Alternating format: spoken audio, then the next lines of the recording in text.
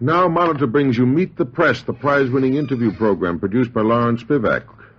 4 of America's top news reporters are ready for this unrehearsed conference. Their questions do not necessarily reflect their point of view, but maybe their way of getting a story. Here's the moderator of Meet the Press, Ned Brooks. Welcome once again to Meet the Press.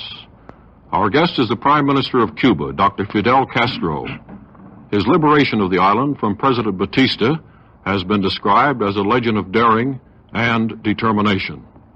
But in the 3.5 months since President Batista fled from Cuba, Dr. Castro's problems, both internal and external, have multiplied, and he has come under sharp criticism, especially in this country. Dr. Castro's victory last New Year's Day marked the end of 6 years of bitter civil war.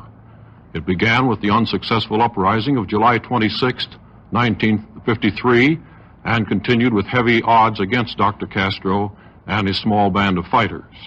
Now, with the guerrilla warfare over, the world watches the future of Cuba with much interest and some concern. And now seated around the press table, ready to interview Dr. Castro, are Richard Wilson of the Coles Publications, May Craig of the Portland, Maine Press Herald, Herb Kaplow of NBC News, and Lawrence E. Spivak, a regular member of the Meet the Press panel. Standing by, if needed, is our interpreter, Mr. Anthony Airbaz. Now, Dr. Castro, if you're ready, we'll start the questions with Mr. Spivak. Yes, but I want to clear some word. Yes. You said that our problems, internal and external, had multiplied.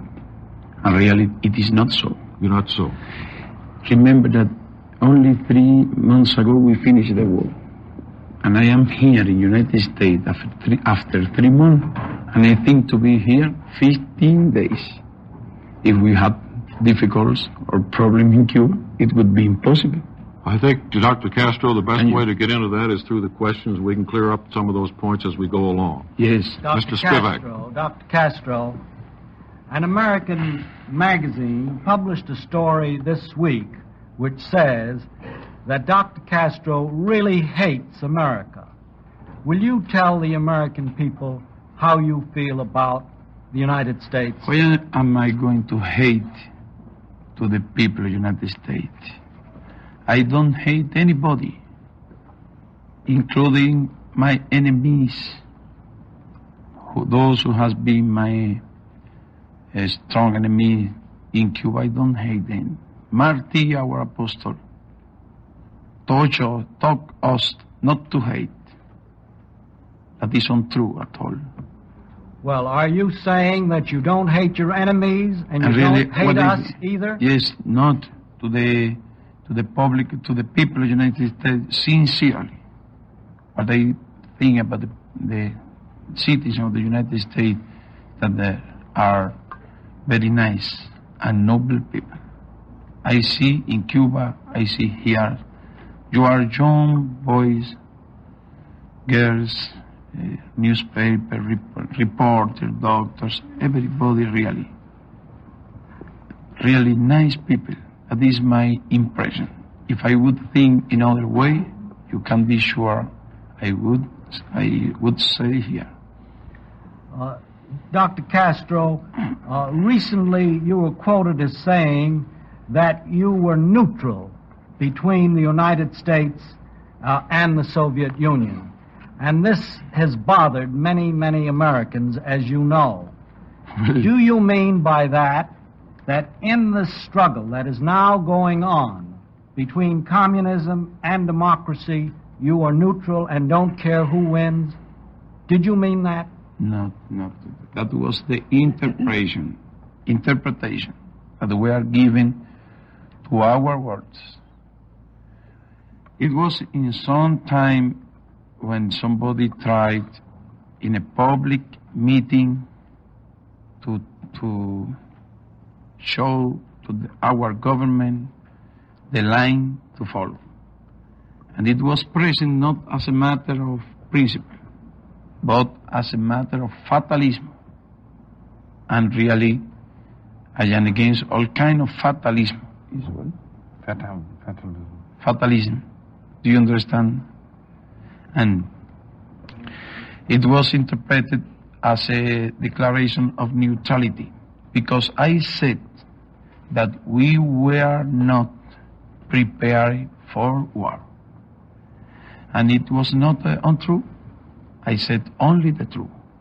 Because every people are worried for their seldom.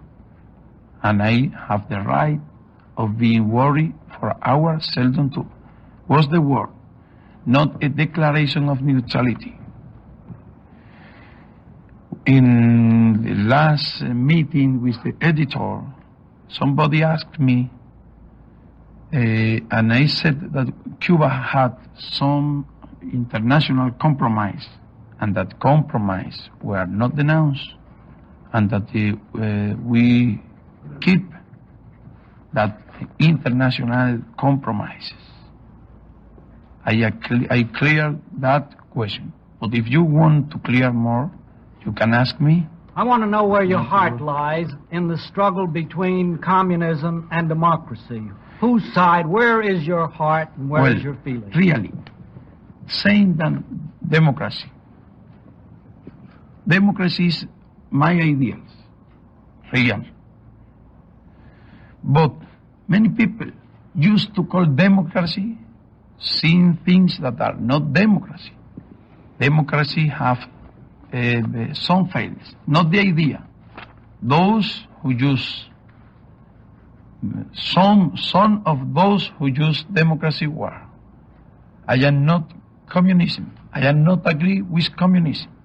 My acts prove free press in Cuba. As you know, we have the full power in Cuba. Revolution destroyed all the enemy army after a hard fight. And when we took the power, which were our systems? Free press to everybody, free ideas, free religion belief, and all those rights, those human rights that we could establish in the most abnormal, normal, no, not normal, against abnormal, in the irregular circumstance of the changing from one system to other. There is no doubt for me between democracy and communism. But not only democracy as a word. That is why we call our ideals humanism, because we not only want to give freedoms to the people, but to give the way of getting their life, to eat, to live. Not only theoretical words. Can we move along to Mr. Kaplow? Dr. Castro, what good has your visit done so far? ¿Qué beneficios ha tenido su visita hasta la fecha? Well, spiritual profits, because I didn't came here for material profit. Nevertheless, if we are not well understood here in United States, we would get damages, material damages.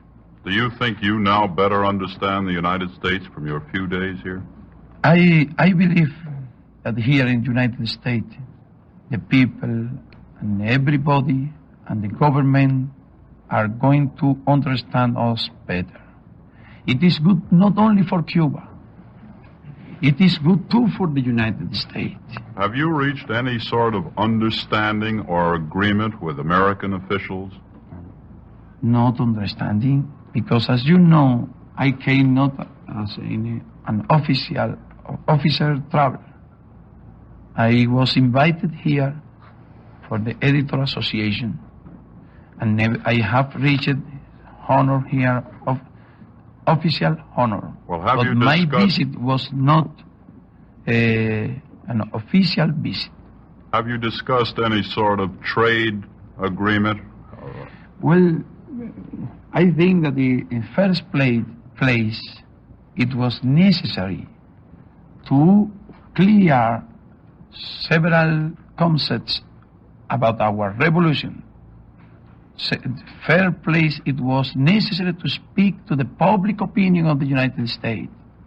That is our way of doing the things. We go first to the public opinion. And when public opinion support our cause, it will be easier that the government support and understand our cause. It is a matter of public opinion because this is a country of public opinion. Mrs. Craig. Dr. Castro, Senator Smathers of Florida says that you have many communists in your government. Is that so? And because Senator Smathers said it ought to be true, I don't think that. I can, in first place, that is, I have read some list that I don't doubt that saying if it continued to discovering such communists in our government, including Adam and Eve, are going to be communists too. What I can tell that the truth is that in Florida, unfortunately, there are Rolando Masferrer, gangster, chief of gangster band, that killed about 1,000 Cubans. And I am sure that if United States people know the history of what Rolando Masferrer did in Cuba, nobody in United States would like that man be here, asking us living here. Lauren, Ventura, and dozens of war criminals are there in Florida. That is the only truth. I don't know why Mr. Smith said that. And I think that he investigate, he will find that he is far for giving a good information about that. An American magazine published here this week says, after a survey of Cuba, that your brother is a communist and his wife also. And do you believe that? How U.S. is going to know that better than myself, that is my brother and my sister-in-law. I can tell that they are not communist. It is, they speak that sometime he went to Europe in some travel when he was a student. But it would be correct to tell that Stevenson is communist because he went to Moscow. My brother was not in Moscow. Nixon is going to Moscow. But what happened is that here in the United States, any officer, any people can go to Moscow and nobody tell that he's communist. But if some Cuban, for example, go to Europe, near Europe, then very soon many people began to tell that are communists. Why can't you travel? When can you go and you are out of any suspicion? And our men cannot be.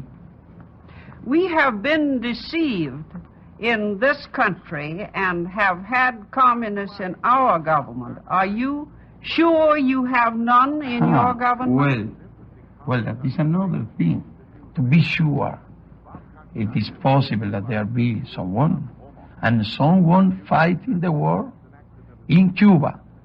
The Communism Party is a small one party, as there are many other parties, and as in Cuba, everybody, the 98% of the people, because in Cuba there was not civil war.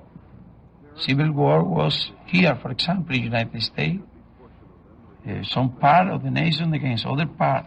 In Cuba was a war between the people of Cuba and a band of grafters and criminals. And so some of them were like of the other party. That is true, but they are influenced in government. It's nothing, not exist at all. And to prove this, what you owe is to see what are we doing in Cuba, and if we are helping communism idea or we are helping democracy ideas, if we are helping any kind of communism idea, or really we are strengthening the love for freedom, democracy, human rights in our country.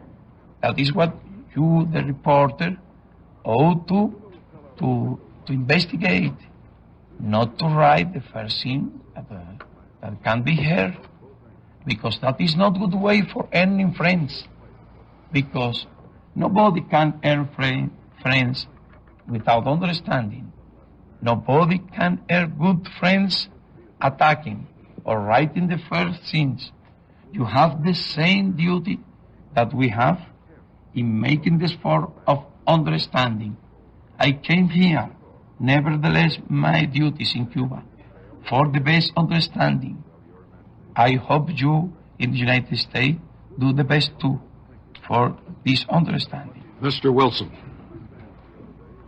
Dr. Castro, you have made just now an eloquent statement on behalf of democratic government.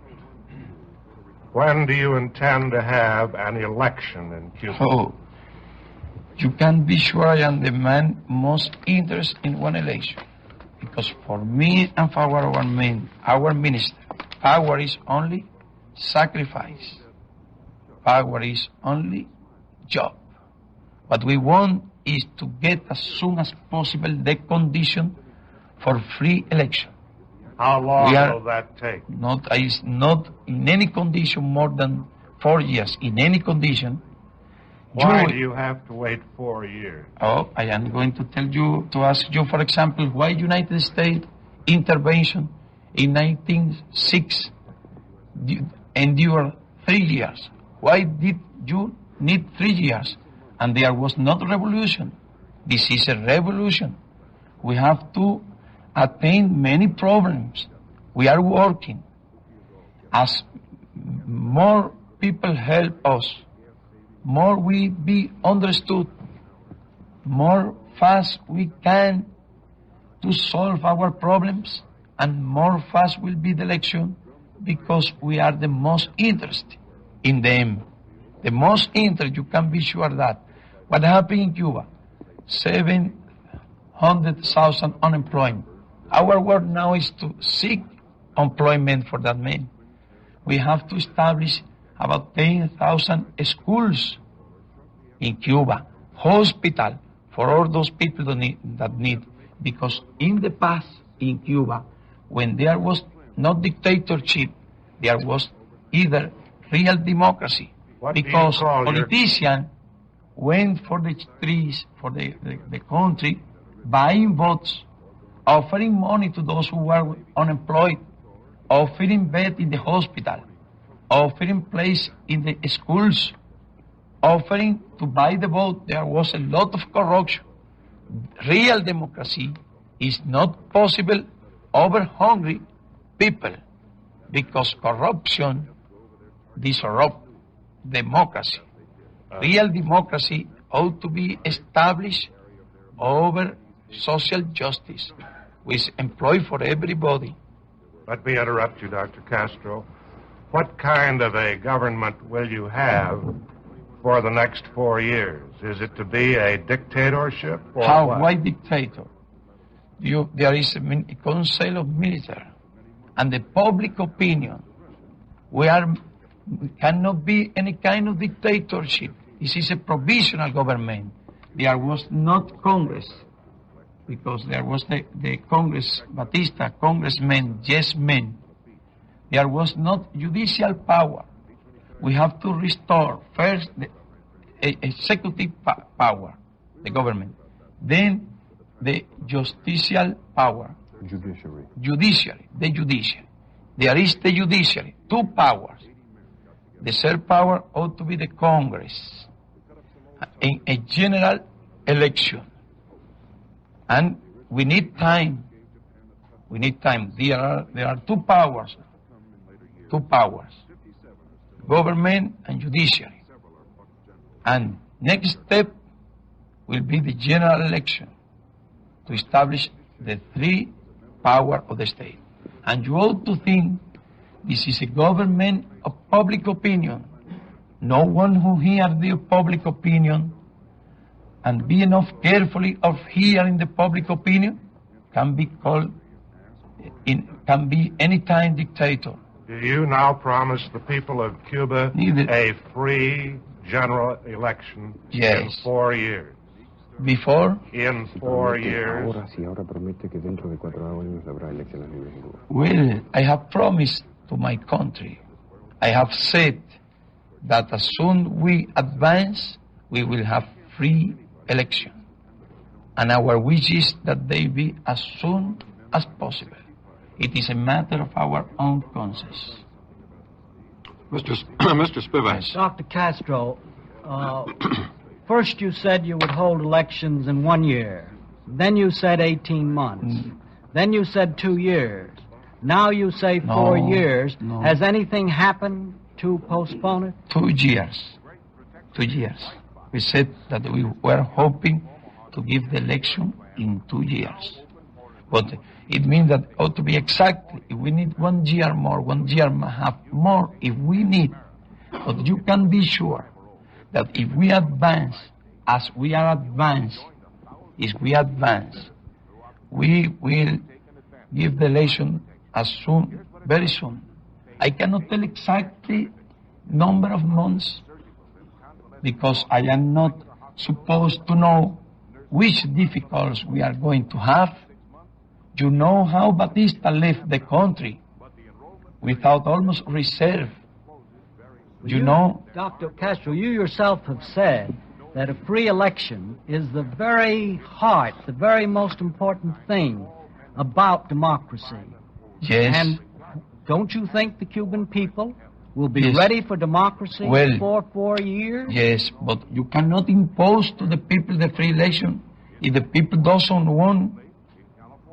How You do you cannot know? impose. How do you know that? How do you know? Because in many acts I began to speak of election, and thousands of people began to say that they are not interested now in election, but that put in working.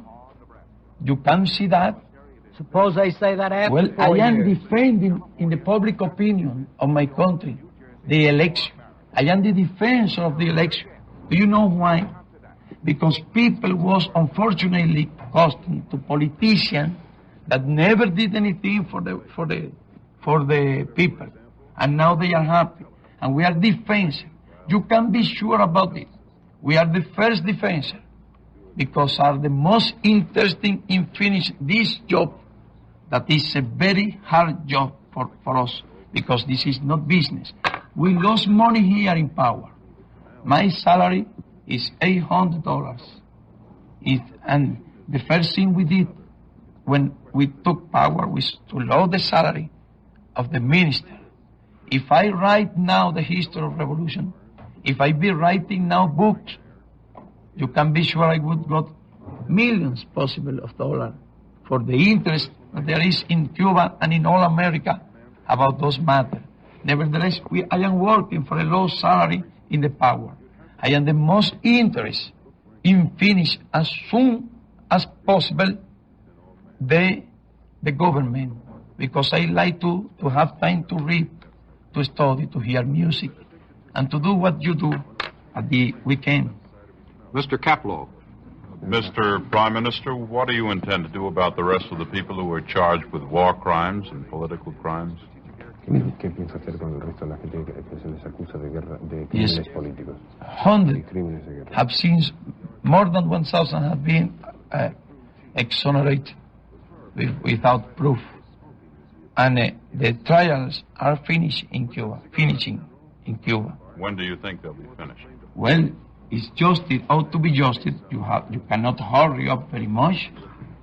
But I want to take this opportunity, if you permit me, to make a question to the public opinion so that they understand better. I read this morning in the memorial, Lincoln Memory, no, in Jefferson Memory, that declaration that is true in the Constitution of the United States, that all man is born with some rights, the self-evidence right, the just to freedom, to free, to the life. And I want to ask, what would you do with those who abolish that right? What to do with those who abolish that right?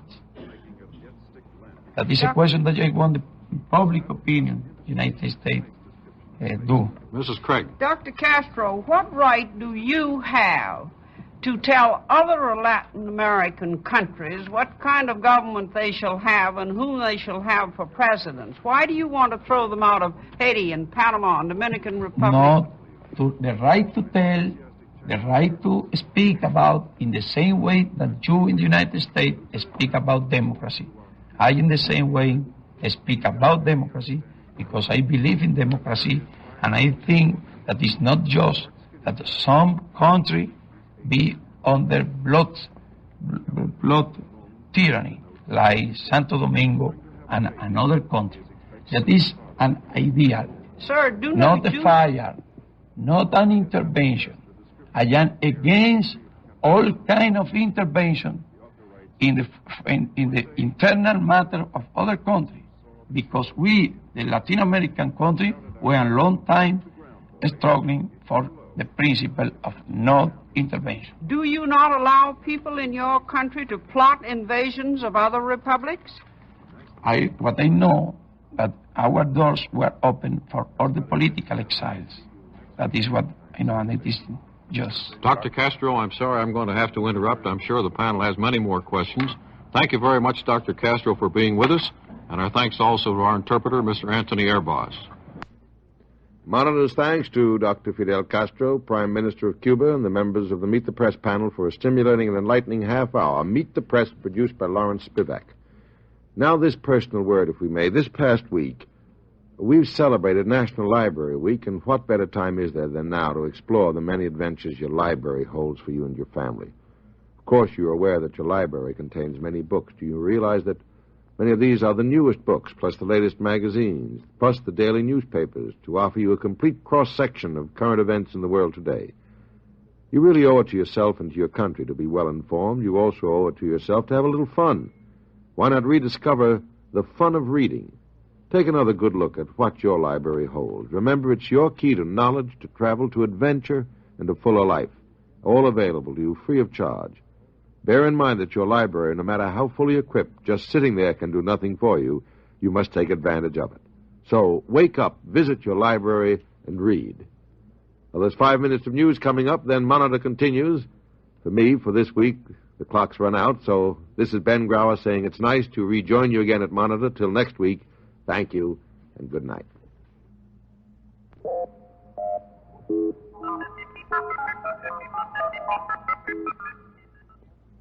This is Monitor, the NBC Weekend Radio Service.